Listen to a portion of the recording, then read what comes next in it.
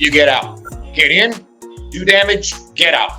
And keep doing it over and over. It's an exhausting way to fight. You've got to have the conditioning to do it.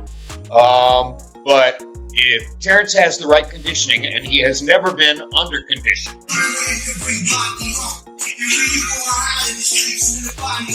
But the size, when I came to boxing gym and my coach told me that one of the rules, it's like respect the weight classes, we should respect weight classes.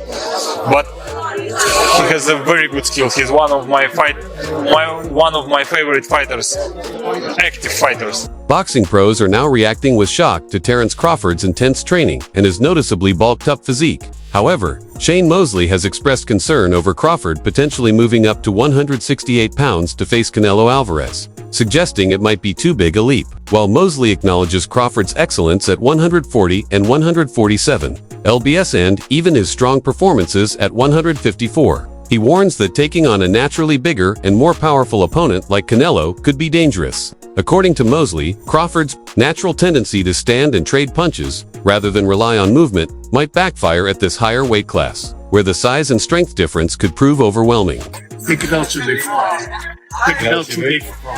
I think that the reason why, if Crawford was a mover like the rest of the fight, then maybe he could have a good chance with Canelo. But I think that being that Crawford's a fighter, that's gonna be a problem. He's a fighter. He wants to fight. He can move a little bit, but his heart is not in moving. So he's gonna have to sit there and fight with Canelo. If you sit there and fight with Canelo, and he's that much bigger than you, then I don't know.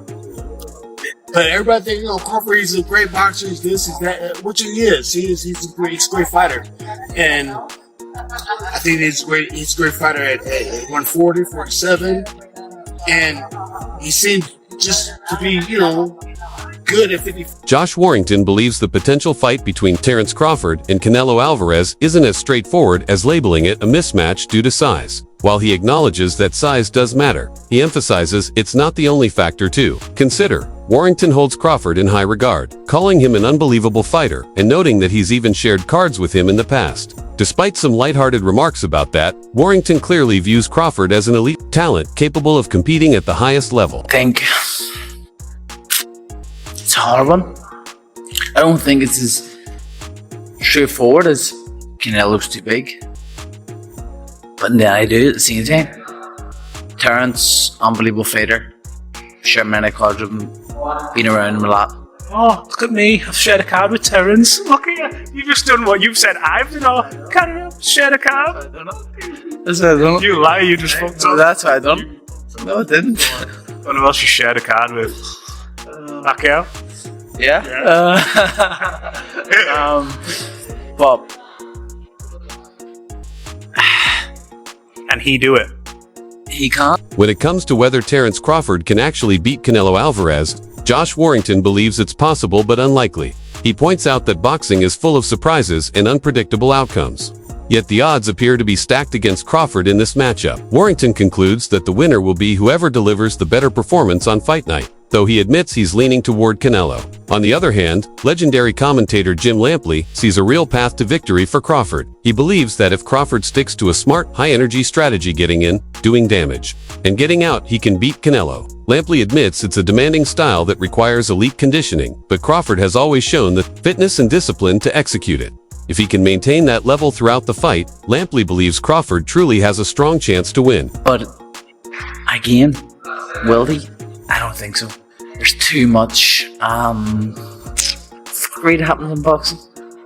Don't want to say it, you know what I mean? But whoever has the better performance will win. Dmitry Bivol admits he hasn't seen Terrence Crawford in person, so he's unsure just how big Crawford really is.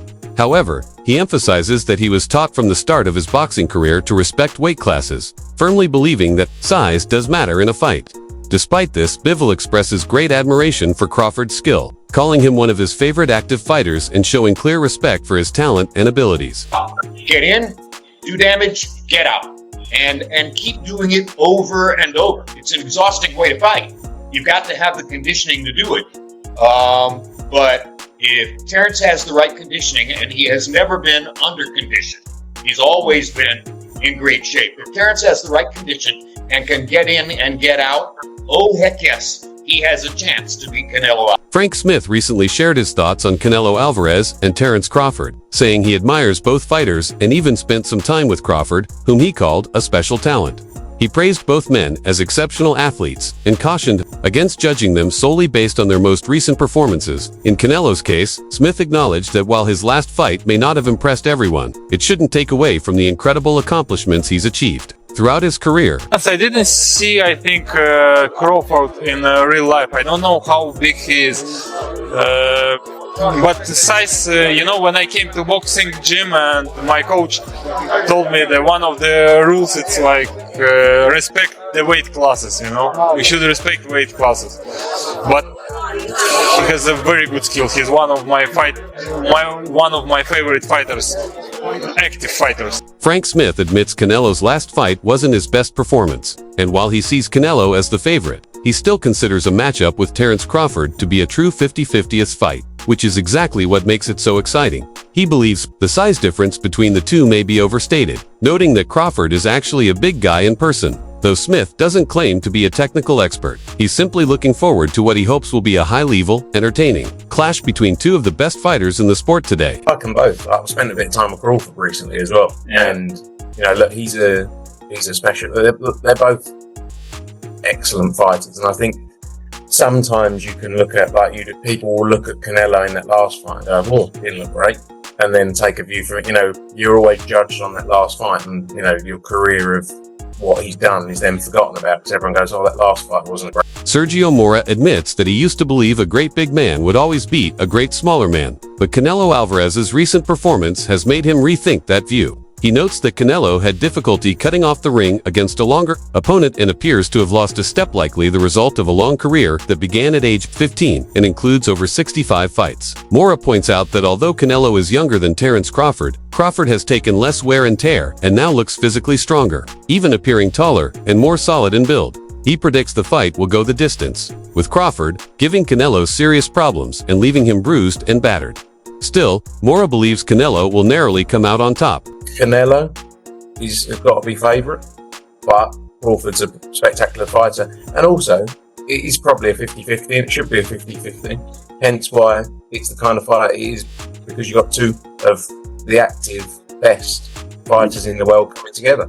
The weight has been spoken about in the past. I think, though, probably not much different in size. No, stature. Crawford's big. When you look at him, big dude. Yes. So, it's a great fight, and I'm not the tactician, as I've always said. So I'm just looking forward to another great fight of entertainment. The matchup between Terrence Crawford and Canelo Alvarez is a compelling one, as both fighters possess elite-level skills. It promises to be a serious challenge for each man, with the potential to develop into a high-level, strategic battle. James believes Crawford will likely adopt a smart, tactical game plan, relying on his speed and athleticism. On the other hand, Canelo will need to take on the role of the aggressor, the bull in the ring.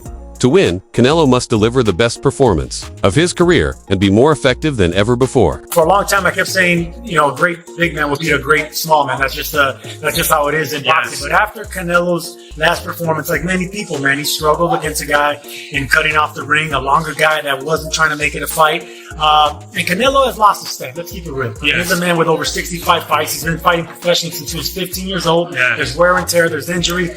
He can turn old overnight. Yes. And believe it or not, he's younger than Crawford. But Crawford doesn't have those miles. Crawford's 37 years old. He can turn old overnight. But I still like Crawford. Man. He's just a mean dude. He's been bulking up nicely, doing it the right way. He looks bigger. He looks bigger than Canelo right now as far as height, the shoulders. I think it's going to be a decision type fight. I think Crawford's in this fight, and I don't think Canelo leaves unscathed. I think he'll leave a little bruised and beat up, but he'll still win the decision.